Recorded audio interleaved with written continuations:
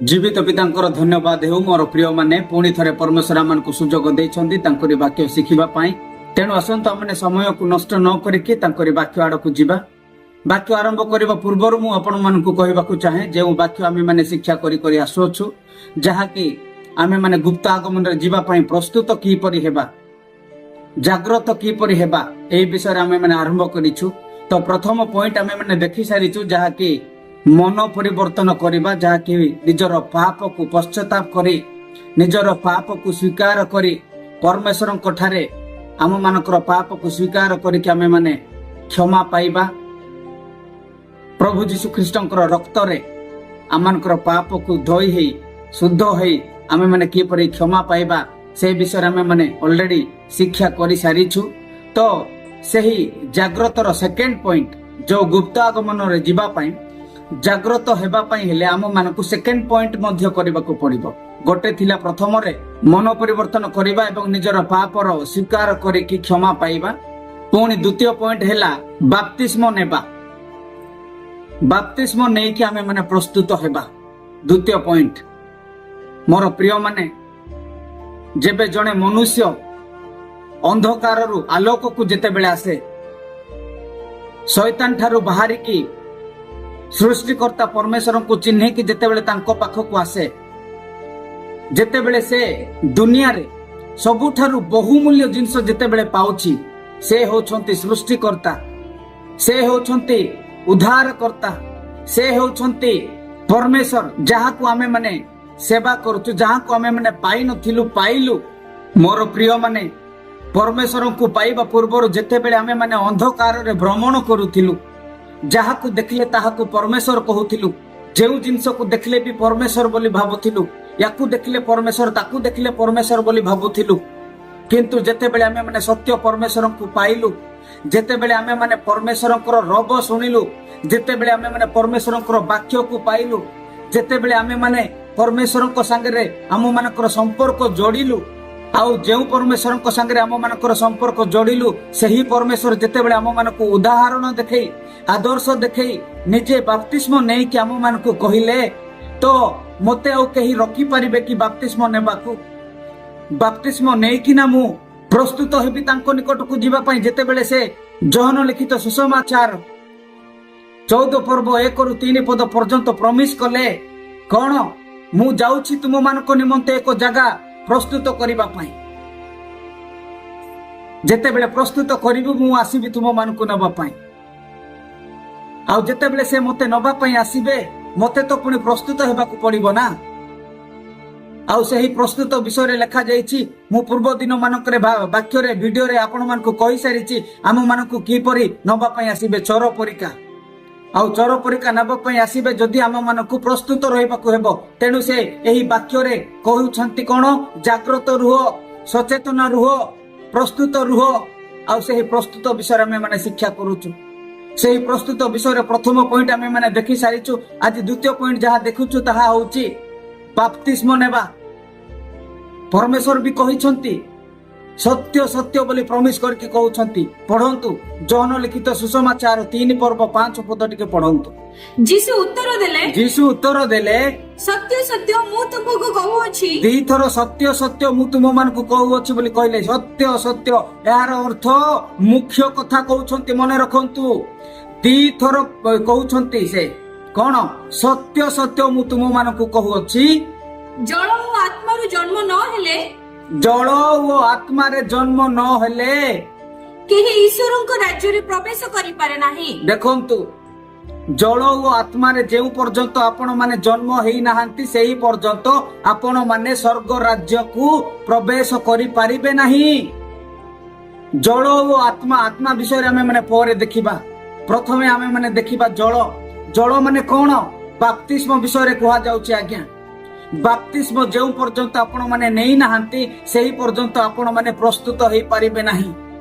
परमेश्वर निजे कहउछंती बाप्तिस्म नेबा पाई बुझी पारले तो तेणु प्रथम विषय आमे माने देखि सारिछु जहा कि पाप परिवर्तन हेई कि पाप को स्वीकार करिकि पाप को पश्चाताप करिकि अनुताप करिकि पाप को छाड़ीबा पाई। पुणी द्वितीय पॉइंट आमे माने देखुछु देखंतु जल ଜଳରେ ଯଦି ଆପଣ ମାନେ ଜନ୍ମ ନ ହେବେ, ଏହାର ଅର୍ଥ ବାପ୍ତିସ୍ମ ଯଦି ନ ନେବେ ତେବେ ଆପଣ ମାନେ ସ୍ୱର୍ଗ ରାଜ୍ୟରେ ପ୍ରବେଶ କରିପାରିବେ ନାହିଁ। ମୋର ପ୍ରିୟ ମାନେ, ଯେତେବେଳେ ଆମେ ମାନେ ଜୀବନ୍ତ ପରମେଶ୍ୱରଙ୍କୁ ପାଇଲୁ, ଯେତେବେଳେ ଆମେ ମାନେ ସେହି ସୃଷ୍ଟିକର୍ତ୍ତା ମତେ ଯିଏ ସୃଷ୍ଟି କରିଛନ୍ତି ତାଙ୍କୁ ଯେତେବେଳେ ମୁଁ ପାଇଲି, ଏହି ଜୀବନ୍ତ ବାକ୍ୟ ମତେ ଦେଇଛନ୍ତି, ମୁଁ ଯେତେବେଳେ ଏହି ବାକ୍ୟକୁ ପଢୁଛି ସେହି ବାକ୍ୟ ଦ୍ୱାରା ମତେ କଥା କହୁଛନ୍ତି। ଏହି ବାକ୍ୟରେ ସେ କହିଛନ୍ତି ଏବଂ ଉଦାହରଣ ସ୍ୱରୂପ ଆଦର୍ଶ ଦେଖେଇକି ସେ ନିଜେ ବାପ୍ତିସ୍ମ ନେଇକି ଆଦର୍ଶ ଦେଖେଇଛନ୍ତି। ମତେ କିଏ ରଖିପାରିବ କି ବାପ୍ତିସ୍ମ ନେବା ପାଇଁ? ବାପ୍ତିସ୍ମ ନେବାକୁ ମତେ କେହି ରଖିପାରିବେ ନାହିଁ, ବାପ୍ତିସ୍ମ ନେବାକୁ ମତେ କେହି ଅଟକେଇ ପାରିବେ ନାହିଁ। ତେଣୁ ଯୀଶୁ ମଧ୍ୟ କହିଲେ ବାପ୍ତିସ୍ମ ନେବା ପାଇଁ। ସେ କଣ କହୁଛନ୍ତି? ବାପ୍ତିସ୍ମ କାହିଁକି ନେବା ଦରକାର? ପରମେଶ୍ୱର ଆଜ୍ଞା ଦେଇଛନ୍ତି ବାପ୍ତିସ୍ମ ନିଅ ବୋଲିକି। କୋଉଥିରେ ଆଜ୍ଞା ଦେଇଛନ୍ତି ଜାଣିଛନ୍ତି? ମାଥିଉ ଲିଖିତ ସୁସମାଚାର 28 ପର୍ବ 18 ରୁ 20 ପଦ ପର୍ଯ୍ୟନ୍ତ ଯଦି ଆପଣ ମାନେ ପଢିବେ ତେବେ ଜାଣିପାରିବେ ବାପ୍ତିସ୍ମ ଯୀଶୁ ଖ୍ରୀଷ୍ଟଙ୍କର ଗୋଟିଏ ଆଜ୍ଞା। ଦ୍ୱିତୀୟ ପଏଣ୍ଟ କଣ ଜାଣିଛନ୍ତି? ବାପ୍ତିସ୍ମ କାହିଁକି ନେବା? ବାପ୍ତିସ୍ମ ଆମେ ମାନେ ନେଉ ବୋଲି ପରମେଶ୍ୱରଙ୍କର ଗୋଟିଏ ସଂକଳ୍ପ, ପରମେଶ୍ୱରଙ୍କର ଗୋଟିଏ ଇଚ୍ଛା। ବାପ୍ତିସ୍ମ ଆମେ ନେଉ ବୋଲିକି ଲୁକ ଲିଖିତ ସୁସମାଚାର 7 ପର୍ବ 29 ଏବଂ 30 ପଦ ଯଦି ଆପଣ ମାନେ ଦେଖିବେ ଜାଣିପାରିବେ। ତୃତୀୟ ନମ୍ବର, ବାପ୍ତିସ୍ମ ଗୋଟିଏ ପରମେଶ୍ୱରଙ୍କର ଧାର୍ମିକତା। ଆପଣ ମାନେ ଯଦି ପଢିବେ ଜାଣିପାରିବେ ମାଥିଉ ଲିଖିତ ସୁସମାଚାର 13 ପର୍ବ 17 ପଦରେ ଲେଖା ଯାଇଛି। ପୁଣି ଚତୁର୍ଥ ନମ୍ବର, ବାପ୍ତିସ୍ମ ଆମେ କାହିଁକି ନେବା ଦରକାର? ଯେଉଁ ଦିନ ଆପଣ ମାନେ ବାପ୍ତିସ୍ମ ନେଉଛନ୍ତି ସେହି ଦିନ ଆପଣ ମାନେ ଏହି ଜଗତକୁ, ଏହି ପୃଥିବୀକୁ, ଏହି ସଂସାରକୁ, ଏହି ଜଗତରେ ଥିବା ରାଜ୍ୟ କରୁଥିବା ଈଶ୍ୱର ଯିଏ କି ଶୈତାନ, ତାକୁ ମଧ୍ୟ ଆପଣ ମାନେ ଚିଲେଇ ଚିଲେଇ କହୁଛନ୍ତି କି ମୁଁ ଆଜିଠାରୁ ଖ୍ରୀଷ୍ଟଙ୍କ ପାଇଁ ବଞ୍ଚିବି, ଖ୍ରୀଷ୍ଟଙ୍କର ହେଇଗଲି। ପୂର୍ବରୁ ଶୈତାନ ମୁଁ ତୋର ହେଇକି ଥିଲି, ତୁ ଉଠ କହିଲେ ଉଠୁଥିଲି, ବସ କହିଲେ ବସୁଥିଲି, କିନ୍ତୁ ଆଜିଠାରୁ ନୁହେଁ। ସେଇଦିନ ଆପଣ ମାନେ ଚିଲେଇକି ଲଲକାର କରିକି ଆପଣ ମାନେ କହୁଛନ୍ତି ଯେ ମୁଁ ବାପ୍ତିସ୍ମ ନେଲି, ଆଜିଠାରୁ ମୁଁ ଖ୍ରୀଷ୍ଟଙ୍କର ବୋଲିକି କହୁଛନ୍ତି। ପୁଣି ବାପ୍ତିସ୍ମ ଯୋଉଦିନ ଆମେ ମାନେ ନଉଛୁ, ବାପ୍ତିସ୍ମ କାହିଁକି ନେବା? ପଞ୍ଚମ ପଏଣ୍ଟ ଯଦି ଆପଣ ଦେଖିବେ, ସେ ବାପ୍ତିସ୍ମ କାହିଁକି ନଉଛୁ ଆମେ ମାନେ? ପାପ ପାଇଁ ଆଜିଠାରୁ ମୁଁ ମରିଗଲି। ସେହି ପାପ, ଯେଉଁ ପାପରେ ମୁଁ ଫସିକି ରହୁଥିଲି, ସେହି ପାପ ପାଇଁ ମୁଁ ଆଜିଠାରୁ ମରିଗଲି ବୋଲି ବାପ୍ତିସ୍ମ ନେଉଛୁ। ପଞ୍ଚମ ପଏଣ୍ଟ ରୋମିଓ 6 ପର୍ବ 1 ରୁ 4 ପଦ ଆପଣ ପଢନ୍ତୁ ଜାଣିପାରିବେ। ପୁଣି 6 ନମ୍ବର ପଏଣ୍ଟରେ ଆପଣ ମାନେ କଣ କହୁଛନ୍ତି ବାପ୍ତିସ୍ମ ନେଇକି? ମୁଁ ଆଜିଠାରୁ ଯୀଶୁଙ୍କର ଜଣେ ଶିଷ୍ୟ ବୋଲିକି ଆପଣ ମାନେ ଚିହ୍ନ ଦଉଛନ୍ତି। ମୁଁ ଆଜିଠାରୁ ଯୀଶୁଙ୍କର ଶିଷ୍ୟ ବୋଲି ଚିହ୍ନ ଦଉଛନ୍ତି ବାପ୍ତିସ୍ମ ନେଲା ପରେ, ଯୋଉଦିନ ବାପ୍ତିସ୍ମ ନେଉଛନ୍ତି। ପୁଣି 7ମ ନମ୍ବରରେ, ବାପ୍ତିସ୍ମ ନେବା ଗୋଟିଏ ପରମେଶ୍ୱରଙ୍କର ଚିହ୍ନ।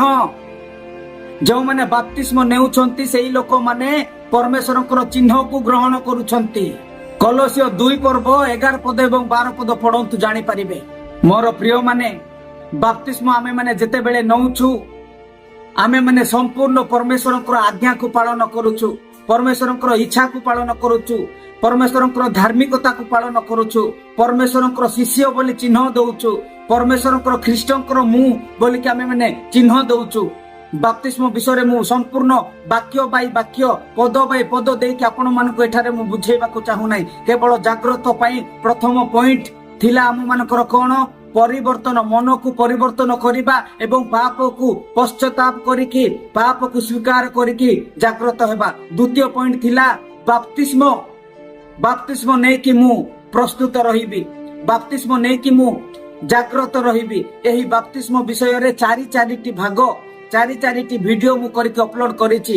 A ରୁ Z ପର୍ଯ୍ୟନ୍ତ ସମ୍ପୂର୍ଣ୍ଣ ସବୁ କିଛି ବର୍ଣ୍ଣନା କରିକି ମୁଁ ଭିଡିଓକୁ ଅପଲୋଡ କରି ସାରିଛି। ଆପଣ ମାନେ ଯାଇକି ଦେଖିବେ, ଜାଣିପାରିବେ। ତେଣୁ ଗୁପ୍ତ ଆଗମନରେ ଯିବାକୁ ହେଲେ ଆମ ମାନଙ୍କୁ ପ୍ରସ୍ତୁତ ହେବାକୁ ପଡିବ ମୋର ପ୍ରିୟ ମାନେ, କାରଣ ସେ ଚୋର ପରିକା ଆସୁଛନ୍ତି। ଆଉ ସେଇ ପ୍ରସ୍ତୁତ ହେବା ପାଇଁ ପଏଣ୍ଟ ବାଇ ପଏଣ୍ଟ ଆମେ ମାନେ ଦେଖି ଦେଖି ଯାଉଛୁ, ଅଳ୍ପ କିଛି ବାକ୍ୟ ନେଇକି। ମୁଁ ଅଲରେଡି ସେଇ ବିଷୟରେ ବହୁତ ଲମ୍ବା ବାକ୍ୟ କରିକି ମୁଁ ଭିଡିଓ କରିକି ବାକ୍ୟ ଅପଲୋଡ କରି ସାରିଛି। ତ ଏବେ କେବଳ ଆପଣ ମାନଙ୍କୁ ସର୍ଟରେ ଆପଣ ମାନଙ୍କୁ ବାକ୍ୟ କହୁଛି, ଯାହା ଆପଣ ମାନେ ଦେଖନ୍ତୁ ଏବଂ ଜାଣିପାରିବେ। ପ୍ରଥମ ପଏଣ୍ଟ ଆମେ ଦେଖିଲୁ, ଯାହାକି ମନ ପରିବର୍ତ୍ତନ କରି ପାପରୁ ପଶ୍ଚାତାପ କରି ପାପରୁ ଫେରି ଆସିବା। ଦ୍ୱିତୀୟରେ ବାପ୍ତିସ୍ମ ନେଇକି ଜାଗ୍ରତ ରହିବା। ତୃତୀୟ ପଏଣ୍ଟ ନେକ୍ସଟ ପାର୍ଟ ଆମେ ମାନେ ଦେଖିବା। ଏହି ଅଳ୍ପ ବାକ୍ୟରେ ଏହି ଅଳ୍ପ ଚେତାବନୀରେ ପ୍ରଭୁ ଆମ ପ୍ରତ୍ୟେକଙ୍କୁ ଆଶୀର୍ବାଦ କରନ୍ତୁ। ଆମେନ୍। ସମସ୍ତଙ୍କୁ ମାରାନାଥା।